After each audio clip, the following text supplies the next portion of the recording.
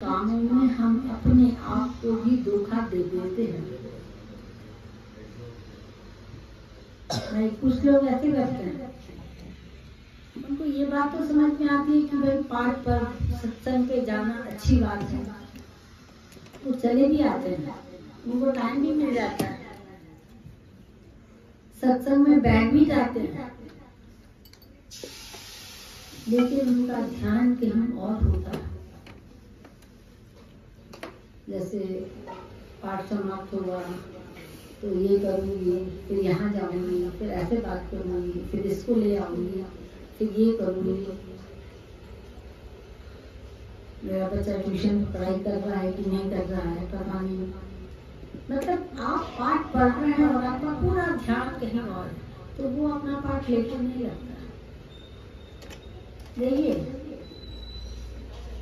आपने सुना भी होगा और देखा भी होगा, जब जमीन में से पानी निकालना होता है ना, तो अपन को गड्ढा करना पड़ता है, गहरा गहरा गहरा गहरा गहरा और गहरा।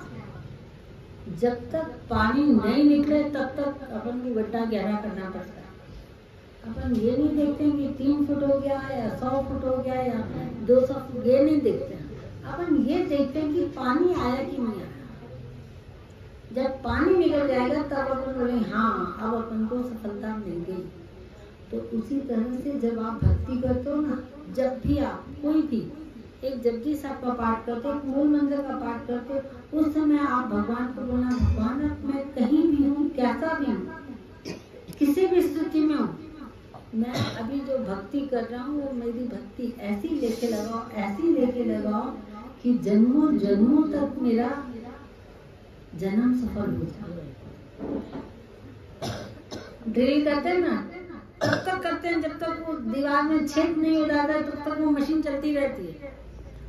तो जब तक हमारे दिल और दिमाग में भक्ति का छेद न हो जाए, तब तक अपने को भक्ति करनी है और ऐसी जोरदार भक्ति करनी। आज गुरु साहब ने बहुत अच्छी बात बताई। एक ही वाणी है गुरबाणी, एक ही वाणी है जिसका हम सब लोग अलग अलग रूप से, कोई निरंकारी बन के, कोई राधा स्वामी बन के, कोई सुधांशु महाराज के उपदेश बन के, सब उपदेश हो रहे हैं, लेकिन वाणी एक है, एक ही वाणी है, एक ही वाणी है, एक ही गुण है और एक ही नाम है। कुल मिलाकर आप ये समझो भगवान एक है और हमने उसको अलग अलग नाम दिया, ये तुम्हारा, ये हमारा, ये ऐसा, ये वैसा। क्योंकि इंसान को ना अपना अपना करने में बहुत मजा आता है। बोले ये भगवान मेरा, ये भगवान तेरा, लेकिन ऐसा कुछ नहीं, भगवान एक ही। विचार करने के लिए यह सौदा सच्चा है, ये सब एक है, ये विचार करने के लिए सौदा सच्चा है। इस बात को अपन ऐसे समझें कि आप ना हमेशा इस बात पर ध्यान रखना कि आपके विचार हमेशा, आपके विचार हमेशा एक जैसे होने चाहिए। पर इस बात को ऐसे समझो, एक माँ है, वो ऑफिस से आई, जैसे वो गाड़ी से उतरी ना, तो उसका बच्चा दौड़ दौड़ के उसके पास आके उससे लिपटने लगा। माँ उसके लिए कुछ चीज लाई थी, आइसक्रीम लाई थी या टॉफी लाई थी, जो भी लाई थी वो उसको दे दी। तो उसके जो दूसरे दोस्त थे ना, वो उसकी तरफ देख रहे थे, उसकी तरफ और उसकी माँ की तरफ देख रहे थे।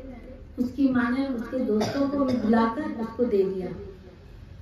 फिर उस बच्चे ने बताया, सब दोस्तों को उसकी माँ ने दे दिया। फिर उसके बच्चे ने पता है क्या किया, माँ जैसे थोड़ा एक कदम आगे बढ़ी तो बोला, देखा मेरी मम्मी ने सबको दे दिया। उस बच्चे ने अपने दोस्तों को बोला, देखा मेरी मम्मी ने सबको दे दिया। मतलब उस बच्चे को प्राउड आ रहा था कि मेरी माँ इतनी अच्छी है कि सबको दे दिया। तो उसने बोला, उस माँ ने सुना कि ये ऐसा घमंड में बोल रहा है, उसने सब बच्चों को बुलाकर और सबको गले लगा के बोला, नहीं बेटा तुम सब मेरे बच्चे हो। उस माँ ने सब बच्चों को बुलाकर बोला, नहीं बेटा तुम सब मेरे बच्चे हो। अब दूसरे दिन सब बच्चे इंतजार कर रहे हैं कि वो कब ऑफिस से आएगी, कब गाड़ी से उतरेगी और कब हमको चीज देगी। देखो भावना कितनी बदल गई। और इस जगह पर शायद हम होते तो हम ज्यादा से ज्यादा अपने बच्चे को देते और उसके साथ एक होता तो उसको भी दे देते, बस उसके आगे नहीं देते। उस समय आप सोचो जो बाकी बच्चे उनके दिल पर क्या गुजर रही होगी। उसी तरह से भगवान भी हम सब पर, हो सकता है हम सब में से कोई ऐसी रूह बैठी हो सकता है किसी की करनी ऐसी हुई हो, किसी का दान ऐसा किया हुआ हो, किसी के कर्म ऐसे किए हुए कि गुरु साहब उस पर कृपा कर रहे हैं। अब गुरु साहब उस पर कृपा कर रहे हैं, उसके पीछे हम भी खड़े हैं तो हम पर भी कृपा हो जाएगी। पता नहीं कौन है वो, उसको अपन पहचान नहीं पा रहे हैं। इसलिए कहते हैं कि संगत में आप डरकर बैठा करो। संगत में आप, हो सकता है जिसको आप जगह नहीं दे रहे हो उस पर परमात्मा कृपालु है। अब आप उसी को जगह नहीं दे रहे हो जिस पर परमात्मा कृपालु है, तो आप पर परमात्मा कैसे कृपालु होगा। इसलिए संगत में हर संगत का ध्यान रखा करो। स्पेशल जब प्रसाद बढ़ता है तब, क्योंकि जब प्रसाद बढ़ता है ना तब संगत में कलयुग भी आ जाता है। कलयुग ने गुरु नानक साहब से ये प्रॉमिस करवाया था कि गुरु साहब कुछ भी करो मेरे को आप अपनी संगत में जगह दो। तो गुरु साहब ने बोला भाई मैं तेरे को अगर अपनी संगत में जगह दूंगा तो मेरी संगत दुखी हो जाएगी, तेरे को मैं अपनी संगत में जगह नहीं दूंगी। तो बहुत रोने लगा, मेरे को किसी भी तरह से आप कुछ भी करवा लो, मुझे संगत में जगह दो। तो गुरु नानक साहब ने कहा चलो ठीक है, अगर तेरे को इतना लग रहा है तो तुम ऐसे करो, जहाँ संगत जोड़े उतारती है ना वहां तुम खड़े रहना। फिर जब संगत प्रसाद लेके और जोड़े पहनने आएगी तब तुम संगत के दर्शन कर लेना, समझना कि मेरे दर्शन हो रहे हैं। तो उसने कहा ठीक है, खुश हो गया। लेकिन ये जब वहां खड़ा रहा तो उसने देखा कि सारी संगत तो प्रसाद लेके आ गई है, उसको प्रसाद मिल ही नहीं रहा। अब जो जोड़े पहन के तो संगत चली जाएगी, तो कलयुग को प्रसाद ही नहीं मिल रहा। बोला नहीं साहब, मैं इतनी देर इंतजार कर रहा हूँ, मुझे भी प्रसाद चाहिए। तो गुरु नानक साहब ने बोला नहीं, अगर तू प्रसाद पे आ जाएगा ना तो फिर तो संगत की व्यवस्था बिगड़ जाएगी। नहीं, प्रसाद में तेरी जगह नहीं है। वो बहुत बहुत गिड़गिड़ाने लगा। बोले साहब मैं आपसे प्रॉमिस करता हूँ कि आपके बच्चों को मैं बिल्कुल तंग नहीं करूँगा, और जो संगत में जाएंगे,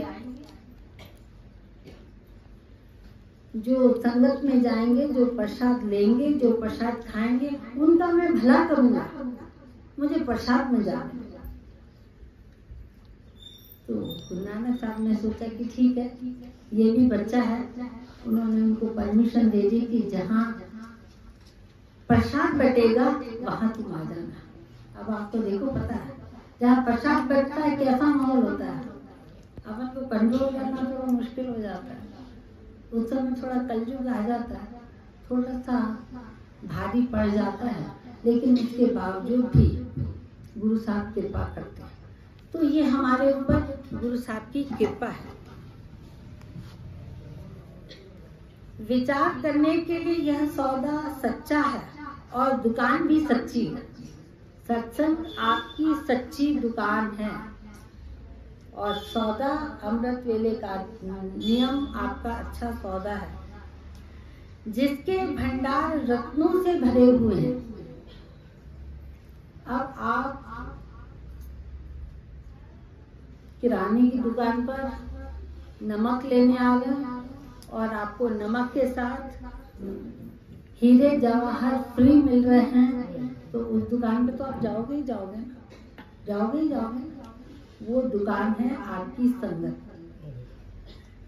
यदि देने वाला प्रदाता है तो वह गुरु की कृपा से प्राप्त होता है, और जो देने वाला है ना, अब देखिए नमक की बोरी भी पड़ी है और हीरों की बोरी भी पड़ी है। अब जो देने वाला है उस पर डिपेंड करता है कि वो आपको नमक कितना दे और नमक के साथ आपको क्या फ्री दे, वो उस पर डिपेंड करता है। और वो है गुरु की कृपा। अगर गुरु की कृपा हो जाएगी तो अपन को हीरे जवाहर भी मिल जाएंगे।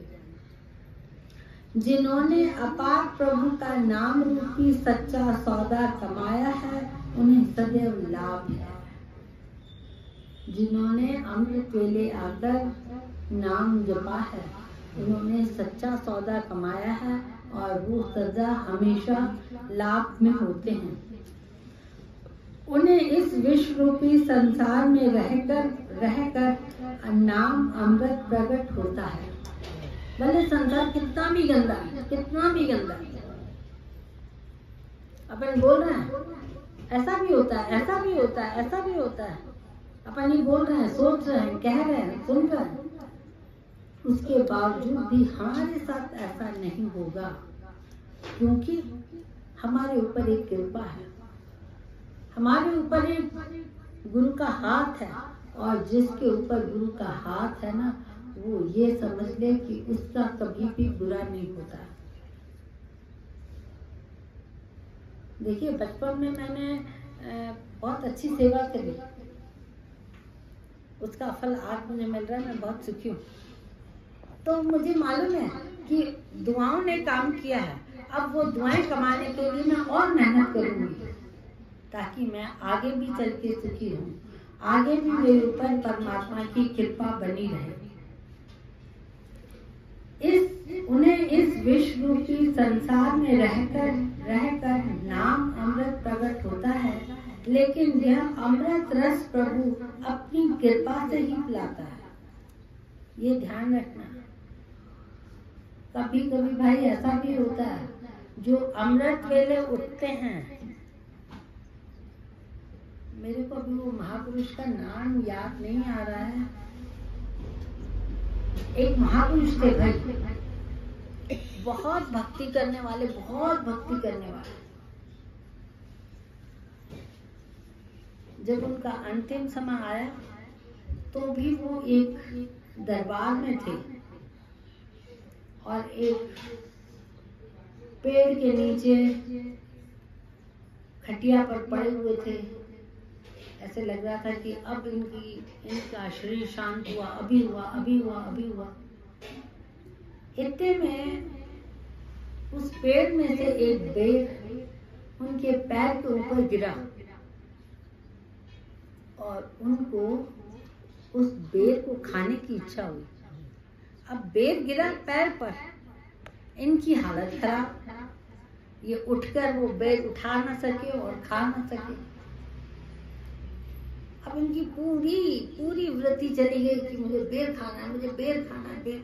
अब देखो बेर का स्वाद क्या है और पूरी जिंदगी भर की मेहनत भक्ति क्या है।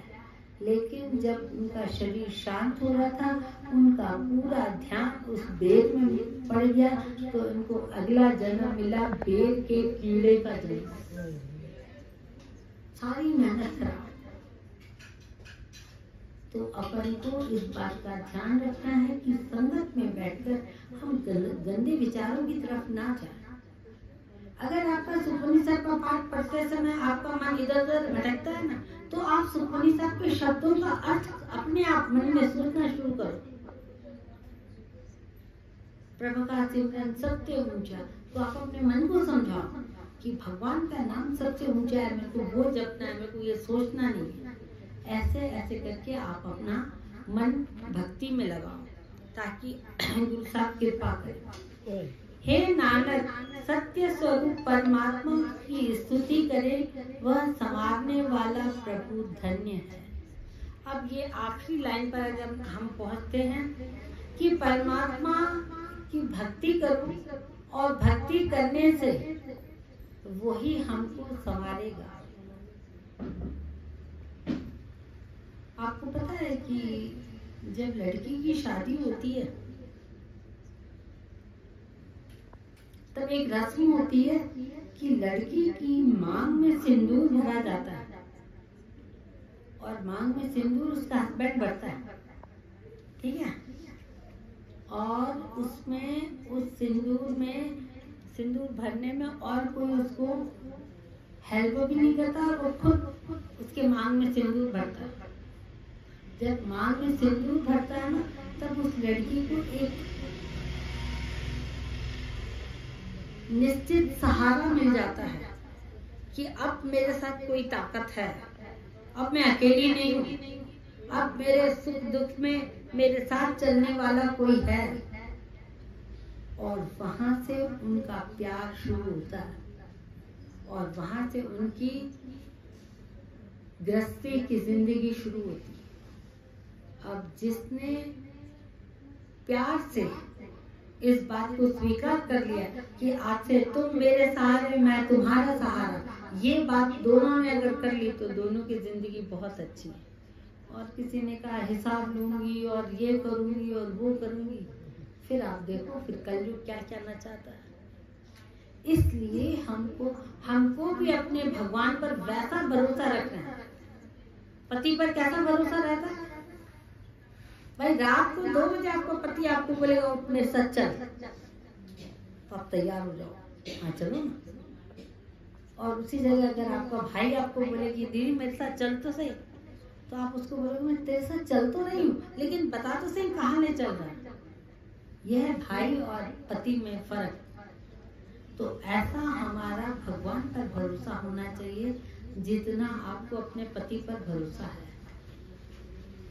पति तो भाई इंसान है, वो कहीं ना कहीं आपका साथ छोड़ देगा। 20 साल के बाद, 25 साल के बाद, 100 साल के बाद कभी ना कभी आपका साथ छोड़ेगा, लेकिन परमात्मा तो कभी नहीं छोड़ेगा। इसलिए नाम का सिंदूर अपनी मांग में भर दो। ऐसा भरो कि आपका आज आपने पाठ किया, आज आपका काम हो जाना चाहिए, ऐसा आपका नाम जपा हुआ, तब बात बनेगी। बोल गुरु नानक देव की